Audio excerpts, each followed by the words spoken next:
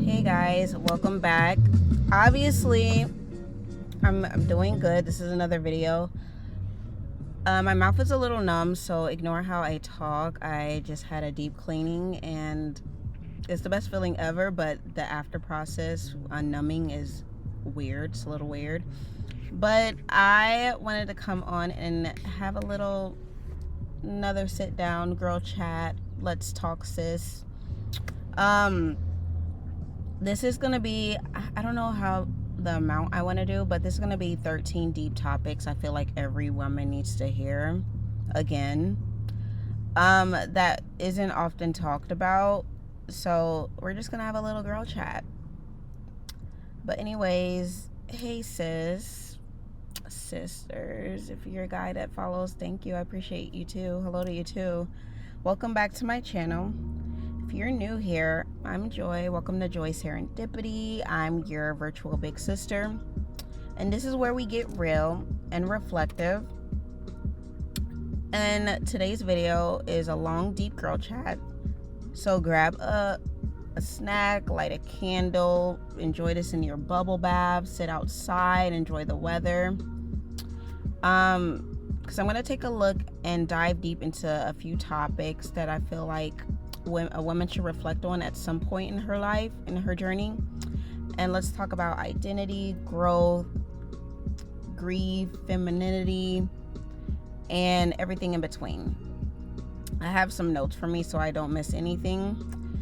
And like, these are a few conversations that don't always happen, but I feel that should. So definitely stay tuned because you don't want to miss it. And we're gonna talk.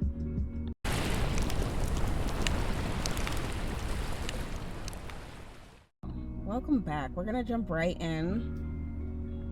So a lot of women may often ask themselves, like, not really verbatim, but they'll say something like, who am I without my title? So we're gonna start with like identity and who you are when you're not someone's daughter, girlfriend, wife, co-worker, friend. I had to ask myself this a few times years ago, because like, you give yourself a timeline. Oh, I should be married by this time, or I should at least be in a relationship, like a long-term relationship, and sometimes things don't work out as planned. That's the funny thing about plans. And I, like I said, had to ask myself a few times that, but didn't fully know who I was, especially in my 20s. So that's when I had realized that I was pouring a lot into everyone else's cup and everyone else's definition of me. But it, that's not good. We're so tied to like titles that we forget that we're whole before any of those titles. So I would suggest that you take time to reconnect with the version of you that exists when no one's clapping. That's your core. That's who you are outside of that title. That is your identity. And you want to put a lot of work in your identity so you're committed to protecting it, if that makes sense. Like I said, don't forget who you are. Even if you get married a few days after sitting and pondering, don't forget who you are. So the next thing I would say is, sorry, I'm looking at like these little bugs that come around your like side mirror. I don't know why that happens, but it's so weird. Like, I just got a car wash. I digress. Outgrowing your environment without feeling guilty. Now, this is something that me and my friends have all worked on and are continuing to work on.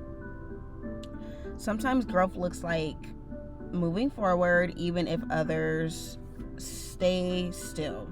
And you may lose a lot of people along this little journey, or this aha moment, but that's okay. Either they'll run to catch up with you, or you just have to lose them.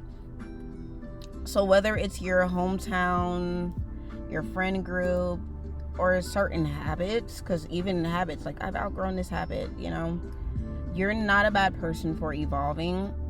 Growth doesn't mean you're better than anyone else.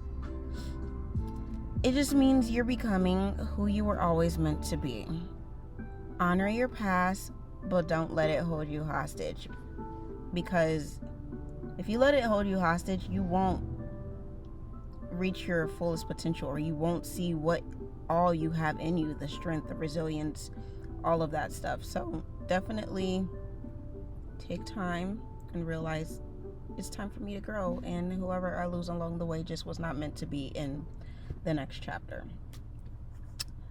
I would say the next thing, I think I've touched a little bit on this, but you can never touch on something that's important too much. So I would say the silence of grief, the silent grief of friendship, like friendships that fade. I've talked about this on my TikTok, so definitely check out my TikTok. Sorry, I'm a little dehydrated and numb. So why don't we talk about friendship breakups? We talk about romantic breakups or breaking up with a job that no longer suits you. But friendship breakups, I feel they hurt just as much, sometimes more than romantic ones. When a friend becomes a stranger, it's a unique kind of grief, but healing comes when you let go. You let go of the expectation, and a friendship becomes stronger with someone else if you learn to let go of the ones that are holding you back. Sometimes your friends may become a stranger. Like I said in the previous advice, you're growing. So you're going into this new person. That person isn't truly friends with the current friend you're friends with, if that makes sense. But when you let go of the expectation that everyone is meant to grow with you, you're good. Some people are chapters, not the whole book. You may start this life like your little friend group with you when you were little, but they may not, progress with you or be with you in your adult life, and you have to learn to accept that.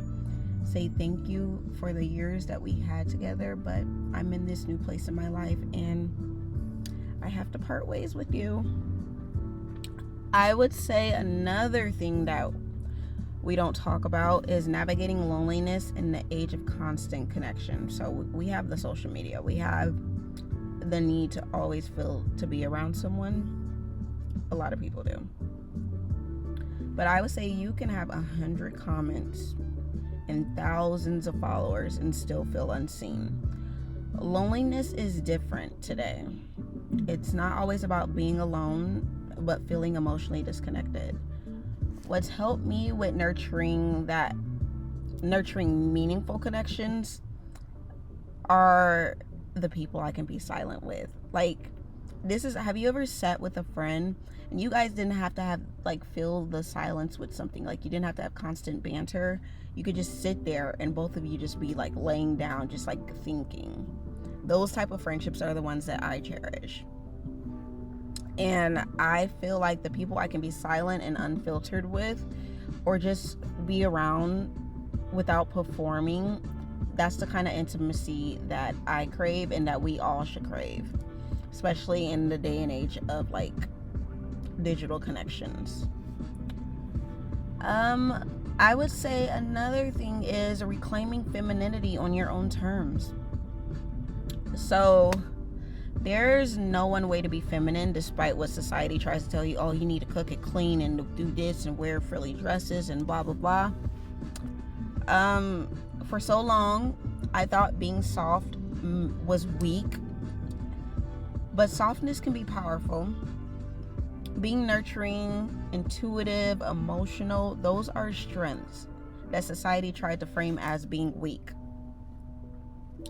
Reclaim femininity means what femininity means to you. You can decide what it means to you, not what culture tells you to be. So if you want to be a girl that hits hard weights and stands up to guys who are stuck in these stereotypical things they expect of women, then be that girl and you can still be feminine.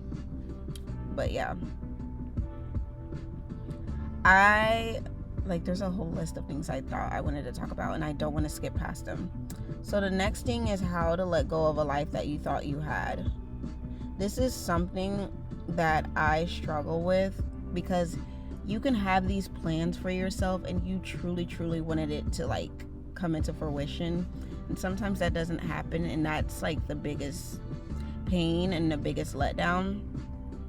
But that's all good because better comes from it. So maybe you thought you'd be married by now or have that career, because sometimes it feels like you have to pick just one and you want both, but like the timelines don't, whatever. Or live in a certain city by a certain age. It's okay to mourn the life that you envision, but don't forget you're still writing your story, and sometimes the plot twist leads to something even better. So if something is not going your way or turning out way completely different than you thought it would, just be like, this is the plot twist that I needed in order to change up the story or add a little more to it. This is the next one. I've seen online for a lot of women, like people would say this about them and like try to diminish their light that they have, which I feel is so messed up. But this is the fear of being too much, too loud, too sensitive, too ambitious, too emotional. I've been called all those things. Well, too loud or too quiet. You know, there's never an even balance. They're never happy. And you probably have too. But you are not too much for the right spaces. Don't shrink to fit in to small minds or scared hearts. Take up space, sis. Next, quiet confidence or performative confidence. Real confidence does not need to announce itself. It's how you carry yourself when no one's watching. Are you proud of who you are? Can you hype yourself up in private? That quiet self-love is what the goal is. If you're constantly seeking validation from others, are you really confident? That's what I want women to steer away from that. Like, be confident in who you are. That's why I said get to know your identity. And then you're good. You're crystal clear. This next one is what I truly am becoming, and this is why I feel like I wrote my book Emerging Wings that you guys should definitely check out, because I feel like every woman needs to go through this stage in life or needs to accomplish this in order to feel some sort of completeness. So I would say becoming the woman that you needed as a girl. So like I said, I wrote a book about this because it gets me emotional. Like, it means a lot to me. Everything you're learning right now, the lessons, the boundaries, the healing, you're becoming the woman your younger self prayed for. Whether you've gone through trauma, abuse, anything of that sort, you're becoming the very woman that you needed to protect you and that you needed. And never stop showing up for that little girl inside you, because we're all, how we are moving now is what our younger person, like, we're doing stuff to make our younger self proud, whether we realize it or not.